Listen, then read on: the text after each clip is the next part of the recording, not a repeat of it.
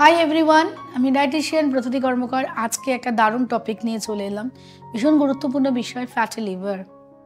আজকের দিনে দেখা যাচ্ছে আমাদের 70% মানুষ কিন্তু এই সমস্যায় ভুগছ। ফ্যাটি লিভার কিন্তু গ্রেড 1, গ্রেড 2, গ্রেড 3 হয়। বাট ফ্যাটি লিভারের কারণ কি? আনহেলদি লাইফস্টাইল, মানে ঘুম থেকে ওঠা, রাতে শোয়া, সেটার উপর ডিপেন্ড করে। না খেয়ে অনেকক্ষণ থাকা, এবং আরেকটা হচ্ছে আমাদের আনহেলদি লাইফস্টাইল, মানে খুব স্পাইসি খাওয়া, খুব অ্যালকোহল ইনটেক করা। তো এই ফ্যাটি লিভারের সমস্যায় ভুগছে না এরকম মানুষের সংখ্যা কম, এবং ফ্যাটি লিভার কিন্তু একদিনে হয় না। তো ফ্যাটি লিভার যাদের প্রবলেম হচ্ছে তারা খুব ভয় পেয়ে যাচ্ছ যে এই সমস্যা থেকে কি করে নিজেদের ঠিক করব। আমি ডায়েটিশিয়ান ব্রততী কর্মকার, 17 বছর ধরে প্র্যাকটিস করছি। আমার YouTube channel Bratati fitness and beauty world, আমার page Bratati fitness and beauty world. অবশ্যই সাবস্ক্রাইব, লাইক অ্যান্ড শেয়ার করো। প্রচুর এরকম ভিডিও পাবে।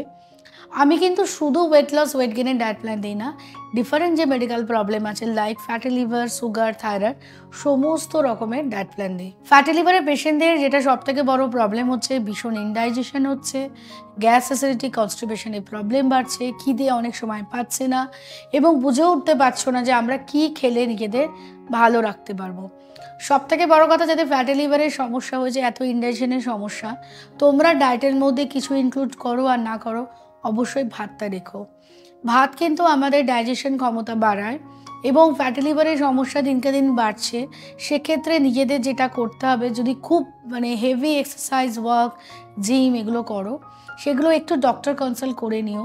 এতটা না করে যদি একটু কম পরিমাণে করা যায়, এবং অবশ্যই রাত্রিবেলা 8 ঘন্টা ঘুমানোর চেষ্টা করবে। এবং ঘুমোতে যাওয়ার আগে একটু যেটা চেষ্টা করবে, স্লো ওয়াক করে ঘুমানো।